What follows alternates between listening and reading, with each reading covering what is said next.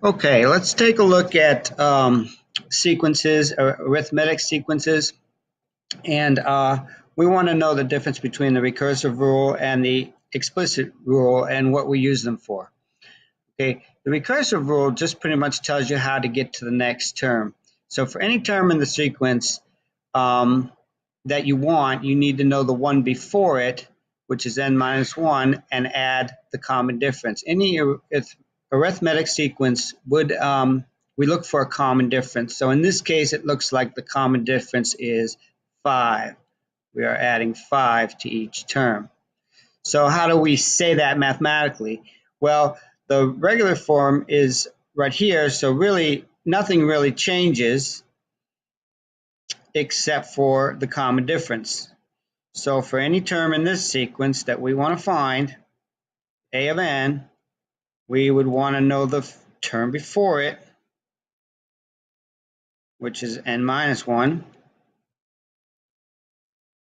and we would add 5 to it. So if we want, this is 1, we've got the first 4 terms right here, 1, 2, 3, 4. So if we want the 5th term, a of 5, we would want a of 4, which is 30, plus 5, which equals 35. And a of 6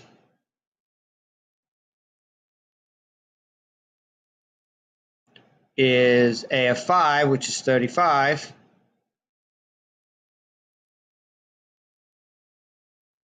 plus 5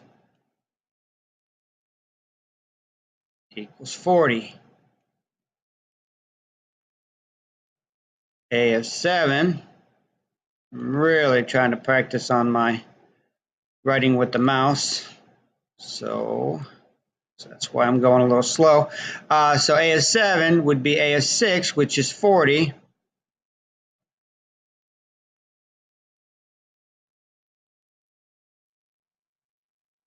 plus 5 equals 45. And so there's your next 3 terms, and you generated it with the recursive rule. Now, you could do that forever, and you could use that to go all the way up to find the 100th term, but we would be here all day doing that. So that's where the explicit rule comes in. You can find any specific term, and you would do this if you need something up in the hundreds and you didn't want to carry out the sequence, the recursive rule all the way that many times. So same thing here. This is the general setup. Any term in the sequence is equal to the first term plus the common difference times whatever term you want minus 1. Okay, so all we're going to do is fill in the common difference here and the first term. And those are the only 2 things you change for the explicit formula. So for any term in the sequence, a of n, it's the first term, which is 15,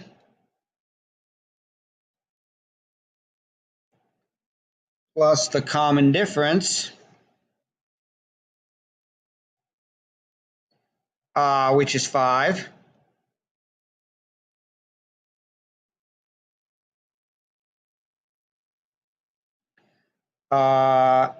and minus 1.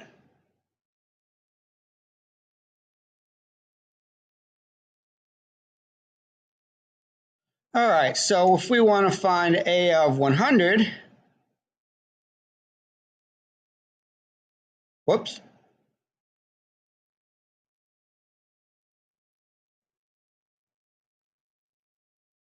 a of 100,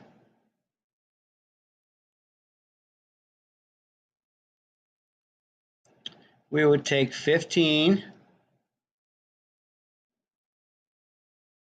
plus 5 times 100 minus 1.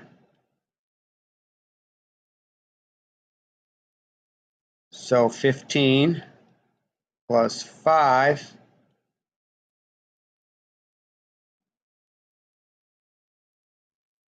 times 99.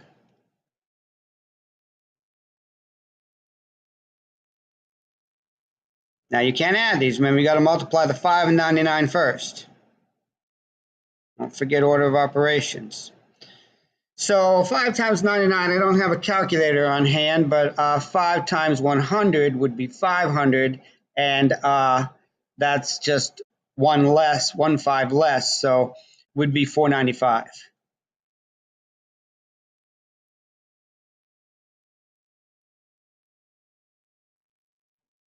You obviously could do that with a calculator. Now we're going to add the 15, so 5 would put it back up to 510.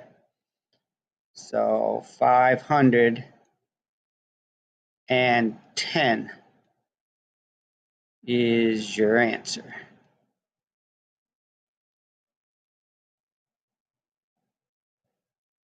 All right, there you go. So that's basically the two formulas and how to use them. I hope that helps, and thanks for watching.